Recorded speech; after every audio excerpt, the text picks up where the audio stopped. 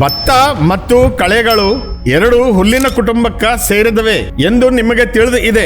ಆದರೆ ನೀವು ಎಂದಾದರೂ ಯೋಚಿಸಿದ್ದೀರಾ? ಕಳೆಗಳನ್ನು ನಿಯಂತ್ರಿಸಲು ನಾವು ಕಳೆನಾಶಕಗಳನ್ನು ಸ್ಪ್ರೇ ಮಾಡುತ್ತೇವೆ. ಅದು ಕಳೆಗಳನ್ನು ಮಾತ್ರನೇ ಏಕೆ ಕೊಲ್ಲುತ್ತದೆ, ಭತ್ತದ ಬೆಳೆಯನ್ನು ಏಕೆ ಕೊಲ್ಲುವುದಿಲ್ಲ? ಇದರ ಬಗ್ಗೆ ನಿಮಗೆ ತಿಳಿದಿದ್ದರೆ ಕಾಮೆಂಟ್ ಮಾಡಿ ತಿಳಿಸಿ.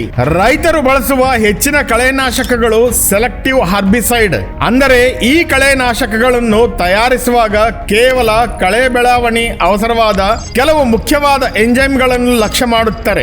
ಈ ಕಳೆನಾಶಕ ಗೊಬ್ಬರಗಳ ಕಳೆಗೆ ಅವಸರವಾದ ಎಂಜೈಮ್ ನಿರೋಧಿಸುವ ಕಾರಣ ಕಳೆಗಳು ಸತ್ತು ಹೋಗುತ್ತವೆ. ಭತ್ತದ ಸಸ್ಯಗಳು ಒಂದೇ ಹುಲ್ಲಿನ ಕುಟುಂಬಕ್ಕೆ ಸೇರಿ ಇದ್ದರೂ ಅವು ಆ ಔಷಧಕ್ಕೆ ಪ್ರತಿರೋಧವನ್ನು ಹೊಂದಿರುತ್ತವೆ. ಅದಕ್ಕಾಗಿಯೇ ಕಳೆನಾಶಕವನ್ನು ಅನ್ವಯಿಸಿದರೂ ಭತ್ತಗೆ ಹಾನಿ ಆಗುವುದಿಲ್ಲ, ಆದರೆ ಕಳೆಗಳು ಸತ್ತು ಹೋಗುತ್ತವೆ. ಅಂದರೆ ಕಳೆನಾಶಕವು ಕಳೆಗಳ ಮೇಲೆ ಮಾತ್ರನೇ ಕೆಲಸ ಮಾಡುವ ರೀತಿಯಲ್ಲಿ ತಯಾರಿಸಿದ್ದಾರೆ.